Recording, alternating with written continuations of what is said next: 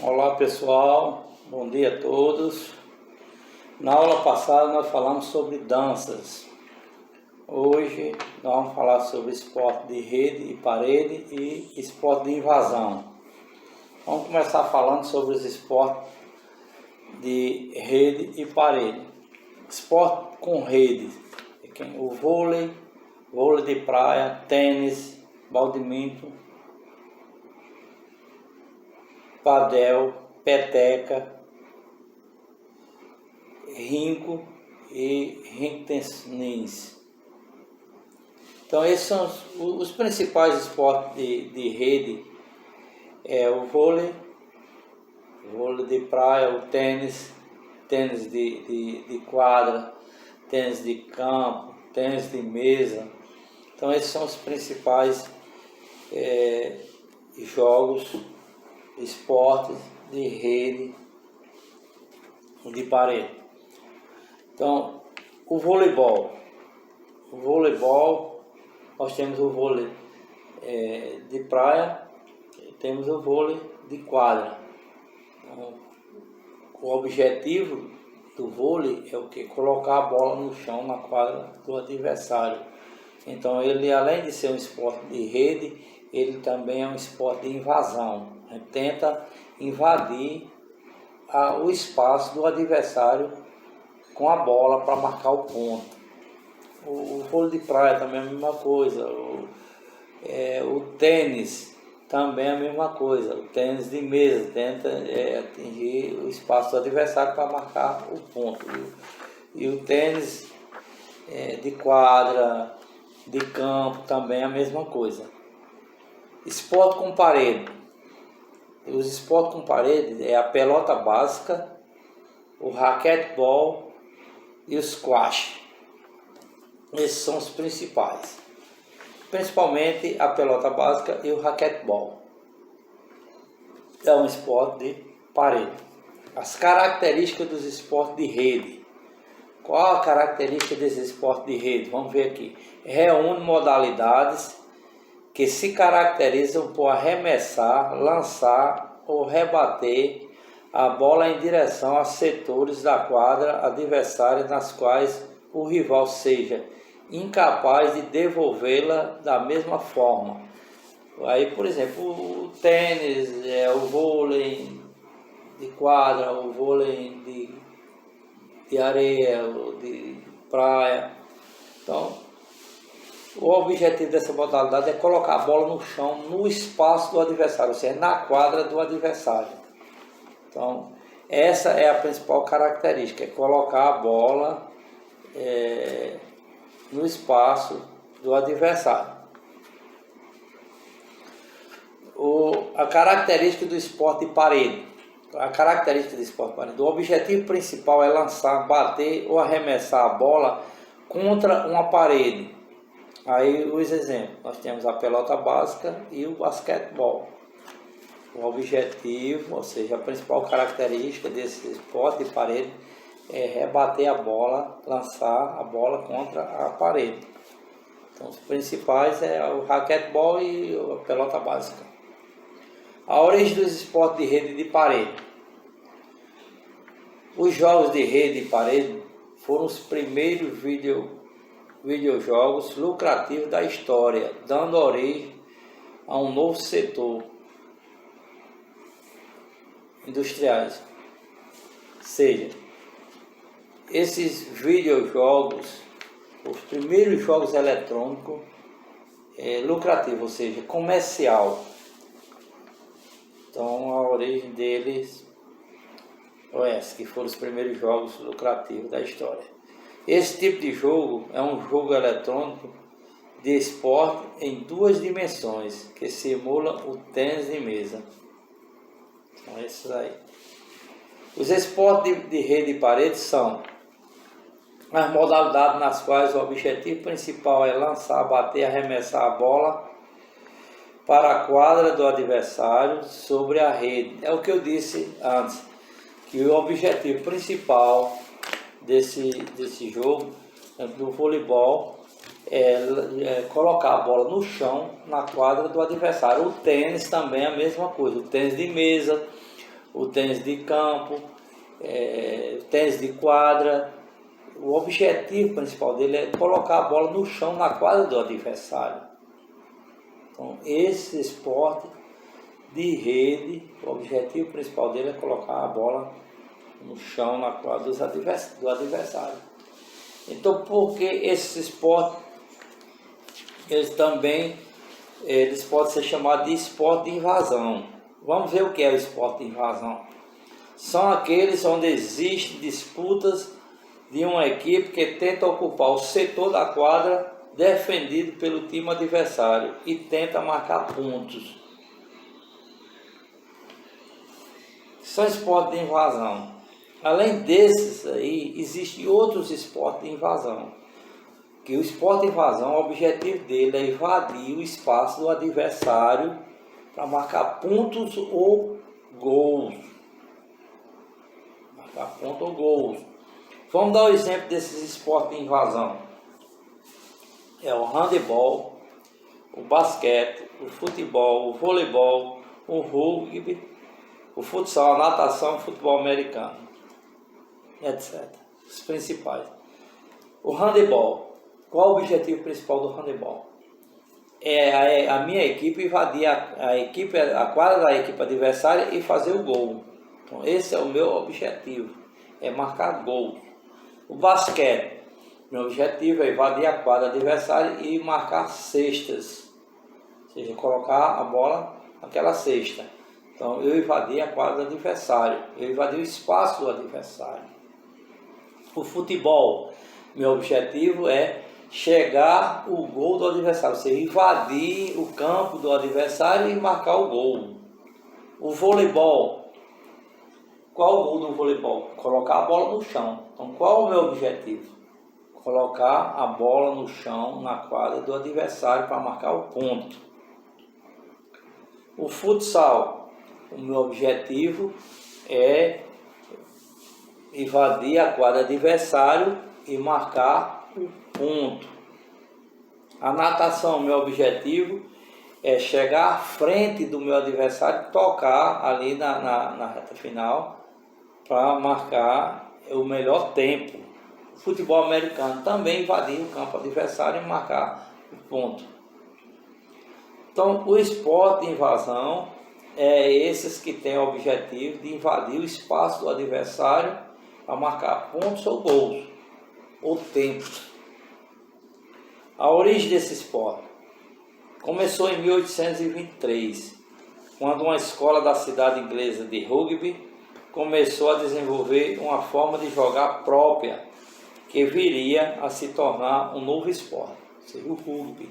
Eles começaram a desenvolver esse jogo, que foi chamado de rugby, por quê? Porque foi na cidade de rugby, na cidade inglesa de rugby. Esse jogo foi chamado de rugby porque começou na cidade inglesa de rugby.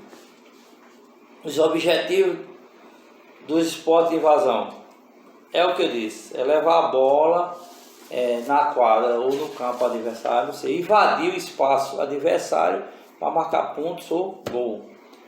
Principal característica dos esportes de invasão é, sobretudo, a necessidade do jogador invadir o espaço do seu adversário. É a principal característica, é invadir o espaço do adversário para marcar pontos, marcar gol. Como a gente viu, no basquete, a gente vai invadir a quadra do adversário para fazer a cesta, marcar pontos. Então, no futebol de campo, nós vamos invadir o campo do adversário para fazer o gol. Então, as principais características desse esporte é esse. É o esporte de rede. A principal característica é o quê? Colocar a bola no espaço do adversário, na quadra do adversário, no campo do adversário. Então, o esporte de rede também é um esporte de invasão. O voleibol,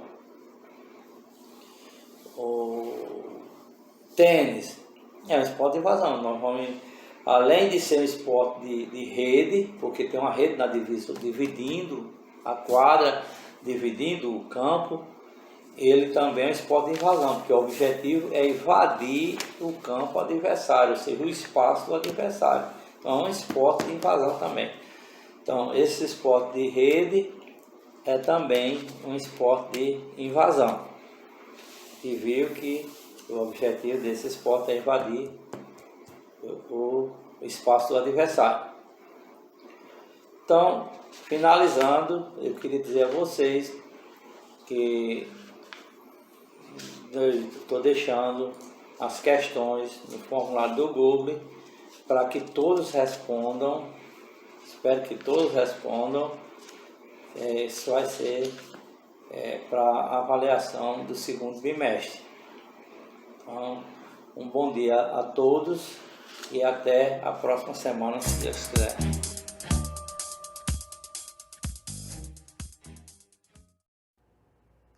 Olá, alunos queridos, nossa aula de hoje começando. O tempo todo nós estamos expressando nossas opiniões, sentimentos e desejos. Seja em qualquer lugar, por exemplo, até em nossa casa, na escola, na rua. E essas opiniões e desejos e sentimentos que expressamos, nem sempre, aliás, sempre são bem diferentes das expressões de desejos, de opiniões e sentimentos das outras pessoas. Mas que bom que é assim, não é? Vocês já pensaram se todas as pessoas tivessem ideias semelhantes, ideias iguais? Ainda bem que as ideias são opostas, porque elas favorecem ao nosso crescimento como pessoas dotadas de opiniões, que com certeza são importantes para os nossos amigos, para a sociedade. Então, gente, tudo isso vem nos ajudar ao estudo de hoje. Todas essas questões servem exatamente como exemplo para compreendermos melhor o gênero que estamos estudando nesta aula de hoje, que é exatamente o gênero debate. Precisamos estar bem conscientes de que, para que esse debate aconteça de uma forma interessante, exige que nós tenhamos conhecimento sobre o tema em questão, para que possamos apresentar as nossas ideias de uma forma interessante durante um debate. É importante que nós tenhamos uma fundamentação, um conhecimento. Debater sobre aquilo que a gente não sabe é muito ridículo até, né? A gente expor um pensamento sobre algo que a gente não tem conhecimento. E como arranjar esse conhecimento? Através das leituras, através de jornais que passam na televisão, no rádio, e também conversando com pessoas que sempre parecem ter algo a acrescentar. Assim nós vamos organizando melhor as nossas ideias. E chamo a atenção de vocês para 2 pontos. O tipo de linguagem utilizado no debate, em alguns momentos, deve ser uma linguagem formal, dependendo do público e da ocasião. Mas existem debates, quando nós estamos conversando com os nossos amigos, com os nossos familiares, nos quais a gente não precisa exatamente utilizar uma linguagem tão formal. E chamo a atenção também para um ponto fundamental. Debater não é brigar. Debater é expor nossas ideias e também saber ouvir, apreciar e refletir sobre a ideia das outras pessoas ou da outra pessoa com as quais ou com a qual estejamos debatendo, certo? Então, gente, eu gostaria que vocês pensassem bem sobre esses pontos e agora vamos para particularidades do gênero debate. Então, como é o debate? O debate é uma modalidade essencialmente argumentativa, certo? Então, pessoal, tendo em vista que a linguagem cumpre um papel estritamente social, o fato de estarmos a todo momento dialogando com as pessoas ligadas ou não ao nosso convívio diário retrata o dinamismo que nutre a vida em sociedade. Pode até parecer imperceptível, ou seja, nós nem nos damos conta disso, mas a grande verdade é que, cotidianamente, rotineiramente, estamos sempre argumentando e contra-argumentando acerca dos mais variados assuntos. O tempo todo, nós queremos estar colocando o nosso ponto de vista sobre alguma coisa e outras pessoas também. Assim sendo, nós concluímos que, quaisquer que sejam as situações, é um privilégio poder discutir sobre um determinado tema, visto sob vários ângulos, ampliando nossa compreensão de mundo. É uma atitude altamente enriquecedora, uma vez que debater significa não somente mudar o outro, mas acabamos por modificar a nós mesmos. Acrescentamos, quando o debate ele é importante, ele tem uma fundamentação, ele é um debate que não está pautado numa briga, mas está pautado nas ideias opostas que tentam se colocar de forma argumentativa. Então, a gente cresce, na verdade, com esse debate. E a partir dessa troca de experiências, nós temos a oportunidade de crescermos não apenas individualmente, mas coletivamente, porque ampliamos os nossos conhecimentos e enriquecemos a nossa visão de mundo. Aliás, pessoal, isso acontece sempre que deixamos fluir o nosso entendimento com o outro, sempre que deixamos em nós crescer, se evidenciar a possibilidade de utilizarmos isso que é tão do ser humano, que é a linguagem. Às vezes eu percebo que alguns alunos têm dificuldade de entender o quanto o diálogo, o debate, a conversa, a exposição de ideias e suas trocas são importantes. Pois bem, até então a arte de debater ela foi observada de uma maneira ampla, retratando uma atitude extremamente corriqueira, atendo-nos a caráter didático a que se insere o debate. Sua ocorrência está ligada ao universo escolar, como também ao acadêmico. Mediante a proposta do educador em realizar um debate, ele tem por objetivo aguçar essa oralidade dos discentes e, ao mesmo tempo, avaliar o nível de conhecimento e o poder de argumentação acerca de um determinado assunto.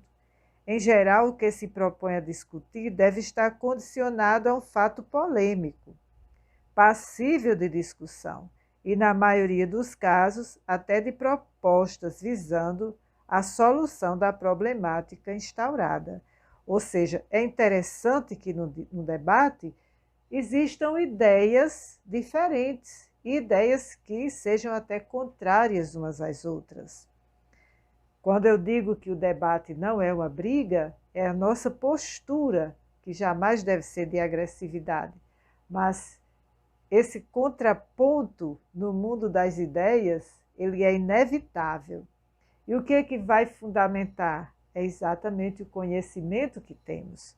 Por isso, pessoal, que eu chamo tanto a atenção de vocês sempre. Realizem as leituras.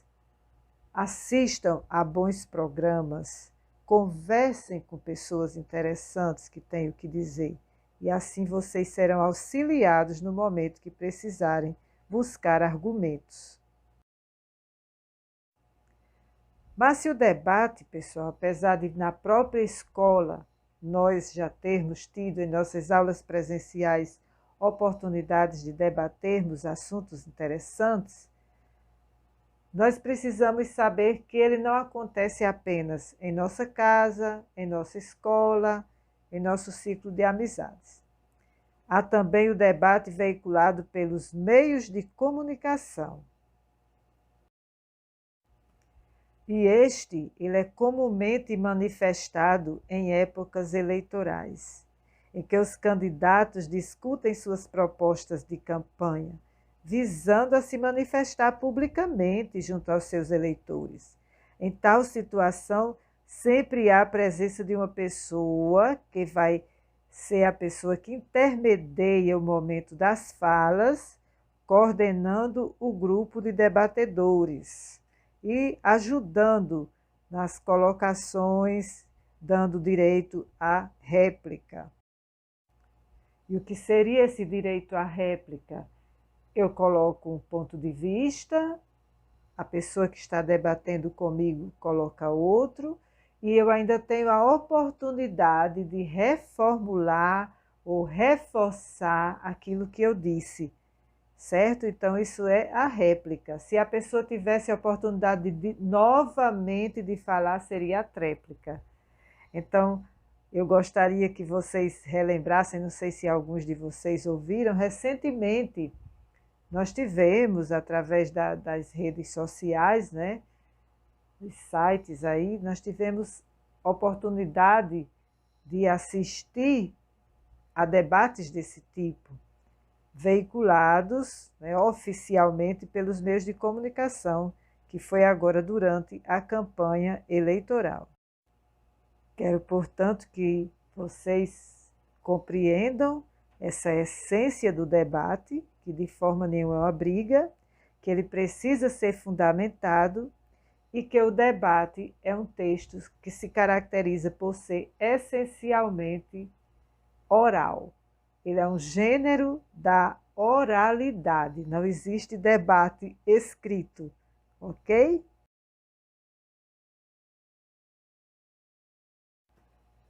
Vamos agora conhecer um pouco sobre outro gênero textual.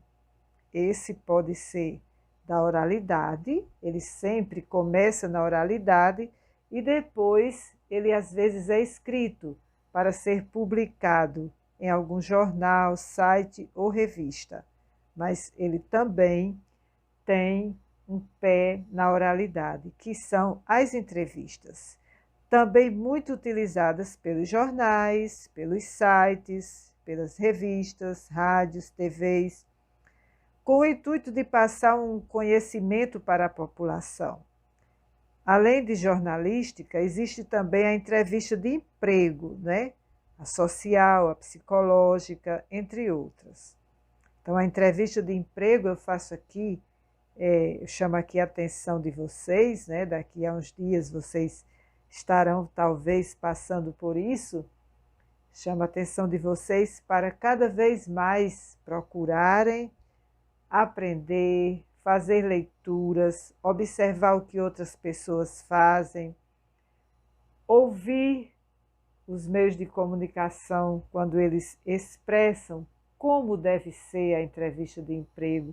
Gente, tem tantas oportunidades importantes para a gente se fundamentar, é só a gente escolher como a gente vai querer viver nessa vida, o nosso aprendizado. Então, de uma maneira geral, essa linha de gêneros textuais, principalmente o jornalístico, ele tem muita importância para a sociedade. Por quê? Porque possibilita à população o conhecimento sobre fatos e assuntos, por meio de profissionais que apuram os detalhes e os apresentam de forma completa e precisa. Ou seja, ninguém vai ser entrevistado sem uma razão específica, ok? Alguém tem que ter conhecimento sobre um assunto para ser entrevistado. Quando um jornalista realiza uma entrevista, ou até mesmo quando um aluno realiza uma entrevista com alguém da sua família, com alguém do seu bairro, e vai tratar sobre um assunto, ele não vai chegar nessa entrevista de mãos vazias. E nem ele vai buscar lá nessa fonte uma pessoa ou um assunto de insegurança. né? Você vai falar com quem tem o que dizer. Então, se eu vou fazer uma entrevista, quer seja jornalística ou mesmo da escola, é com alguém que tem o que dizer. Vejamos aqui alguns pontos que são característicos da entrevista. Como eu já falei, também é um gênero da oralidade, só que ele depois pode ser escrito, né? E o discurso é direto, ou seja, existe ali a reprodução integral da fala de um personagem. Quando você vai fazer uma entrevista, você não pode colocar palavras na boca do seu entrevistado. Você tem que deixar que ele se expresse livremente, que ele esteja ali com a verdade, até porque isso depois será colocado publicamente e ele é o responsável pelas palavras dele. Aliás, gente, eu de novo chamo a atenção de vocês, abro um parêntese aqui. Sempre somos responsáveis pelo que dizemos. Devemos ter cuidado quando colocarmos a nossa palavra para o outro. Às vezes essa palavra pode ferir, às vezes essa palavra pode omitir, né? Então, falo sempre isso para vocês, meus alunos, o compromisso e a responsabilidade com a palavra que dizemos, ok? Então, quando nós estamos fazendo uma entrevista, o discurso, como eu já falei, é direto. E a primeira, pelo fato de tratar-se de um diálogo. E a segunda, pois, na maioria das vezes, o diálogo é transcrito exatamente como foi conversado. Então, isso aí foi o que eu acabei de explicar para você. Pessoal, nas entrevistas publicadas em meios impressos, por exemplo, é possível perceber a utilização de muitos sinais de pontuação, como travessões, aspas, reticências, interrogação, parênteses, em alguns casos até detalhando aspectos do entrevistado, como emoções, lágrimas, risos, ou seja, se você for entrevistar alguém e a pessoa chorou, você tem a responsabilidade de tornar, quando você vai escrever o texto lá no jornal ou na revista, você tem que expressar o que foi que aconteceu com aquela pessoa, para tornar aquilo mais direto, mais presente, mais real para a pessoa que for ler aquela entrevista, ok? E outras entrevistas também, elas acontecem, por exemplo, no rádio, na televisão, e você já está ali ouvindo, já está presente, né? Para um jornalista fazer essa... Para uma pessoa entrevistar outra, que seja um jornalista ou um estudante, ela tem que se preparar. Você não vai chegar, como eu já falei, e ir ali improvisando a situação. Você se prepara, você faz as perguntas e depois você faz uma espécie de conclusão de tudo que foi dito e tira o seu aprendizado. Para facilitar um pouco essa compreensão, vamos ver aqui a estrutura da entrevista. De maneira geral, podemos dizer que a entrevista é estruturada da seguinte maneira: definir o tema, ou seja, você tem que ter um assunto, o roteiro, que são exatamente as perguntas, um título e depois uma revisão, né? Aquela parte conclusiva. A definição do tema é sempre o primeiro passo para uma entrevista acontecer. Somente a partir daí é possível escolher o entrevistado, que é exatamente o que chamamos de fonte. É aquele que deve ter mais conhecimento sobre aquele assunto e ele também contribuirá para o enriquecimento do texto, né? A pessoa que vai ser entrevistada, ela só vai acrescentar ao que a gente tem a aprender. Então, o roteiro, como o próprio nome já diz, minha gente, é o material que vai guiar o entrevistador no momento da entrevista. Para que esse roteiro seja bem elaborado, é imprescindível, é importante, é fundamental que o entrevistador pesquise sobre o tema e sobre a fonte, para poder saber chegar. A partir daí, podem ser listadas algumas perguntas que nortearão o trabalho. Apesar de que podem surgir outras questões naturalmente, certo? Mas tem que existir esse roteiro para fundamentar o que ele tem a perguntar. E o título? Quando se realiza a entrevista, ela vai ser transcrita, ou seja, ela vai passar para a escrita, se for para o jornal, para a revista ou até mesmo para a internet, né? Muitas vezes ela é iniciada com um título, que esse título deve resumir o assunto abordado de uma maneira interessante, que possa prender a atenção do leitor. Aliás, gente, sempre que vamos escrever alguma coisa, que vai ser publicada principalmente, nós devemos estar inteirados dessa necessidade de atingir o nosso leitor. Finalmente, chega o momento da revisão, que é fundamental, gente. Todo texto deve ser revisado. Tudo que produzimos, eu sempre chamo muito a atenção de vocês para isso. Vocês têm uma dificuldade enorme de querer revisar um texto para identificar exatamente possíveis erros de escrita. Um exemplo de como funciona essa estrutura na prática é a dinâmica de um veículo de comunicação.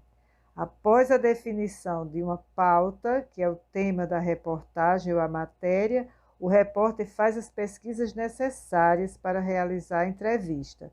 E quando ele vai concluir, ele tem que fazer uma revisão. Agora vamos partir para uma conclusão da nossa aula, não é? Já vamos chegando assim a uma reta final e vamos fazer uma retomada aqui sobre o debate, sobre a entrevista, e vocês receberão os questionamentos através do Google. Então, o debate é um gênero textual, a entrevista é outro gênero textual. O debate é um gênero textual de cunho opinativo, que se insere nas práticas de quê? Da oralidade, de uma comunidade ou de uma pessoa que convive com outro, tendo sempre como ação social de fundo uma discussão entre as partes, com base em argumentos ou exposição de razão. Né? Tem essa questão. A gente tem que saber que o debate, fiquem com isso bem claro, aprendam esse eixo essencial. Ele tem uma discussão fundamentada em argumentos ou na razão de cada um. Ok, gente? Um abraço a todos vocês.